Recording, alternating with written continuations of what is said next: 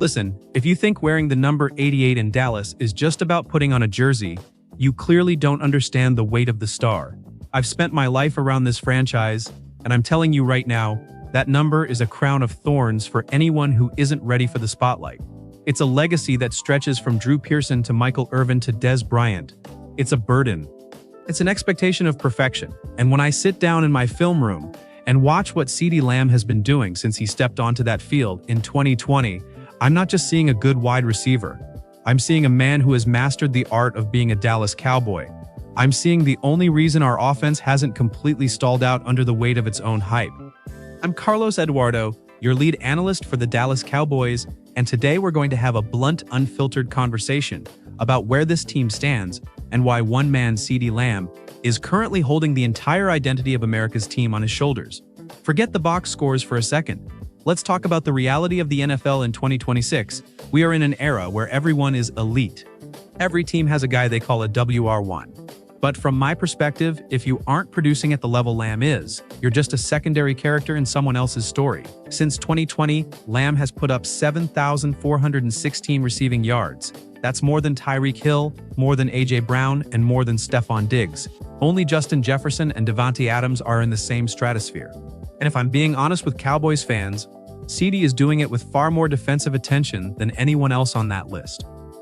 When I look at the film, and I mean really study the nuances of the route stems and the release packages, what I see is a player who has become a tactical nightmare.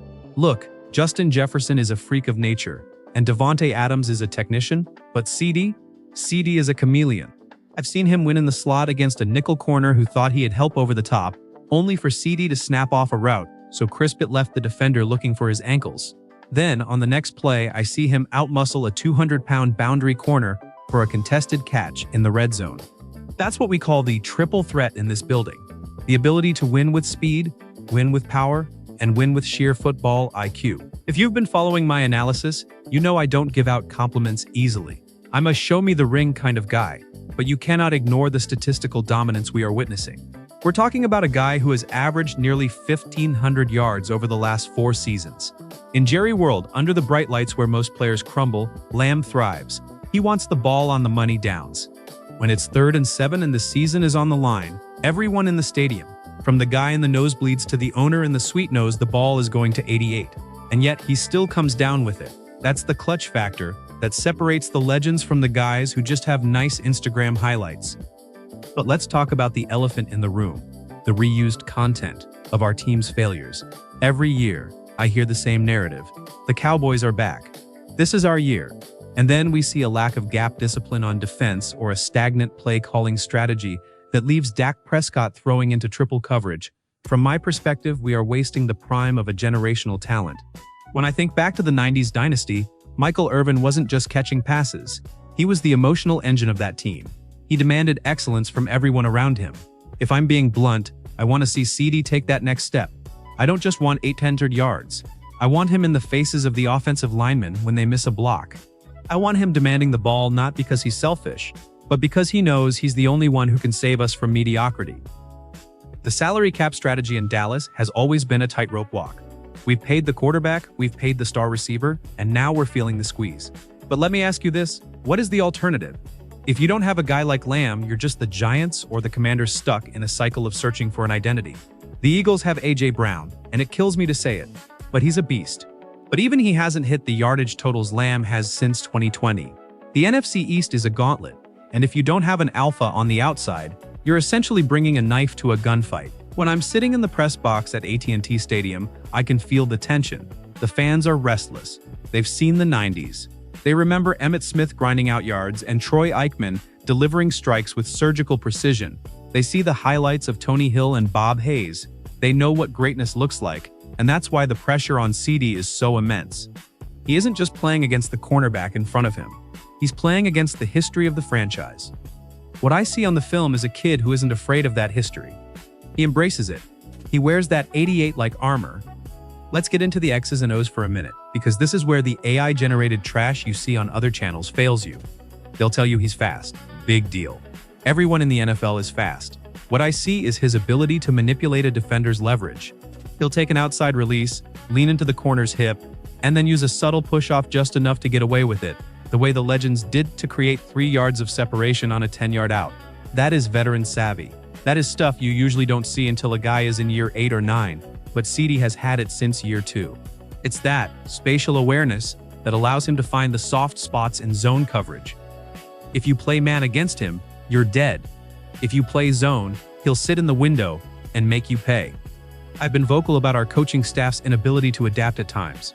If I'm the offensive coordinator, I'm putting CeeDee in the backfield. I'm using him as a lead blocker on a screen to keep the defense guessing. I'm making sure he touches the ball at least 15 times a game. You don't have a Ferrari and leave it in the garage. You drive that thing 100 miles per hour until the wheels fall off. The problem in Dallas lately hasn't been CeeDee Lamb. It's been the lack of a plan B.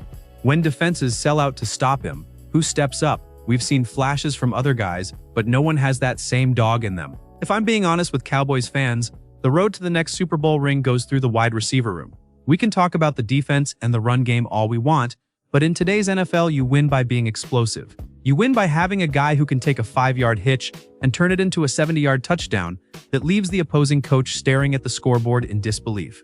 CeeDee is that guy. He is the bridge between the glory days of the past and the potential glory of the future. But time is ticking. The NFL doesn't wait for anyone. Contracts expire, windows close, and legacies are either cemented in gold or forgotten in the silver and blue dust. The rivalry context here is everything. Torching the Eagles is secondary in a primetime game? That's how you become a god in North Texas. Putting up a career high against the Giants on Thanksgiving? That's how you ensure you never have to pay for a meal in this town again. CeeDee has done those things. He's performed on the biggest stages. But the clutch factor is truly tested in the postseason. That is where I'm looking for him to take that final leap. I want to see the 10-catch, 150-yard, 2-touchdown performance in the divisional round. I want to see him carry us to the NFC Championship game and beyond. If you're a fan of the Dallas Cowboys, you should be grateful. You're watching one of the greatest stretches of wide receiver play in the history of this league. Don't let the negativity of the national media drown out the reality of what we have. We have a superstar. We have a legend in the making. My analysis is simple. Build around him, protect the quarterback, and let 88 eat. Because when CeeDee Lamb is eating, America's team is the most dangerous force in professional sports. We aren't here for participation trophies. We aren't here to lead the league in yards and then go home in January. We are here for the 6th ring. We are here to reclaim the throne. And from where I'm sitting, with the film I'm watching, and the passion I'm seeing from this young man, CeeDee Lamb is the one who's going to lead us there. It's about discipline, it's about heart, and it's about that star on the helmet. Let's stop talking about it, and let's start being about it. The hunt for the ring continues, and as long as we have number 88 out there, we've got a fighting chance.